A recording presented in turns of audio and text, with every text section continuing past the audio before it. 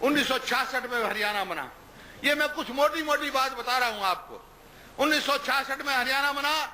1966 से लेकर 2005 तक केवल एक रेलवे लाइन बनी और 2005 से लेकर आज तक 6 रेलवे लाइन हमने मंजूर कराई। एक चालू हो गई रेवाड़ी से रोहतक, दूसरी आपके सामने ये चल रहा है इस पे काम सोनीपत से जींद वाया गोहाना। इस प्रकार से 6 रेलवे लाइन यहां पर हमने मंजूर कराई।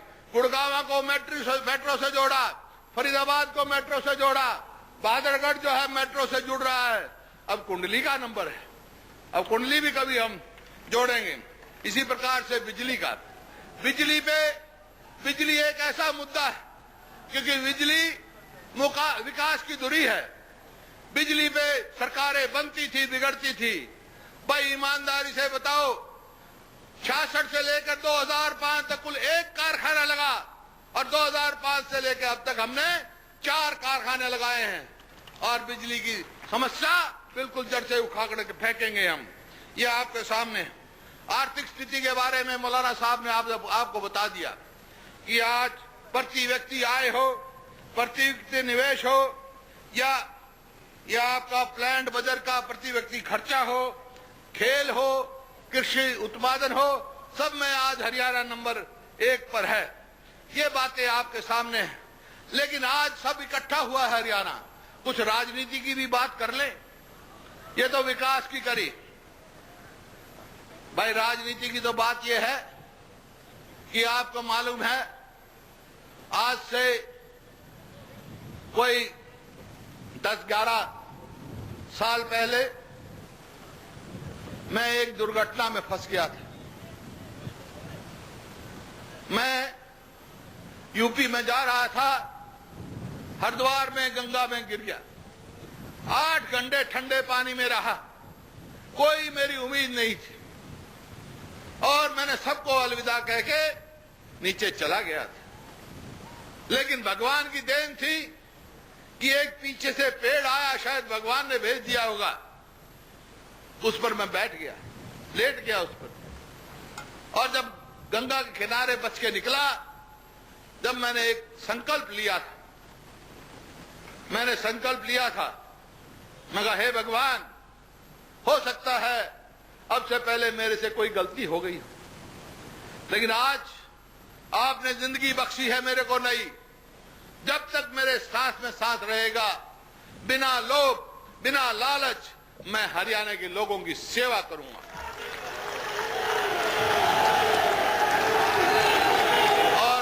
और वो दिन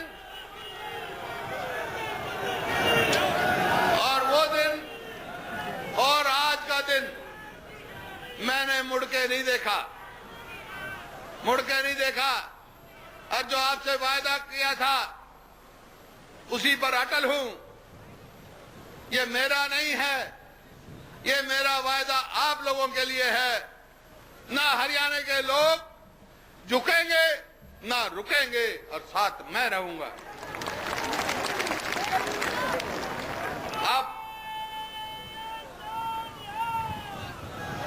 अब एक नई राजनीति शुरू हुई है हरियाणा में।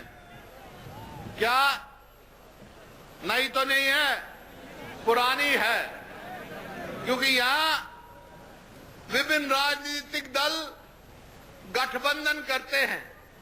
गठबंधन लोगों के लिए नहीं, अपने स्वार्थ के लिए करते हैं। एक बार फिर आपको लेकर चलते हैं गोहाना, जहां मुख्यमंत्री भूपेंद्र सिंह हुड्डा रैली को संबोधित कर रहे हैं। तो भाई चाहे वो किसान हो, चाहे मजदूर हो, खेतीहर, उसको 5 लाख रुपए हम देंगे उसकी मतलब में।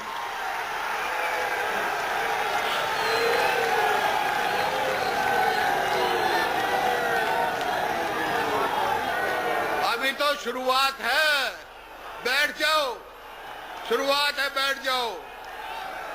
और बहुत सारे मेरे भाई, 1 मिनट शांति रखो, अभी शुरुआत है, बैठ जाओ। और बहुत सारे मेरे किसान भाई, खेती और मजदूर विकलांग हो जाते हैं। किसी का हाथ कट जाए मशीन में किसी का कुछ हो जाता है तो वो देख के उसका क्या नुकसान हुआ है, उसको 30,000 से लेके 2 लाख रुपए तक का मुआवजा देंगे जो विकलांग हो जाएगा। फिर एक किसान की दादा के पास 10 एकड़ जमीन थी तो आज पोते के पास आधा एकड़ जमीन है।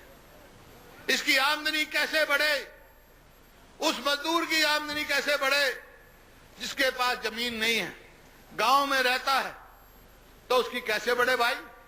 उसकी बढ़ेगी पशु पालेगा, भैंस पालेगा, गाय पालेगा।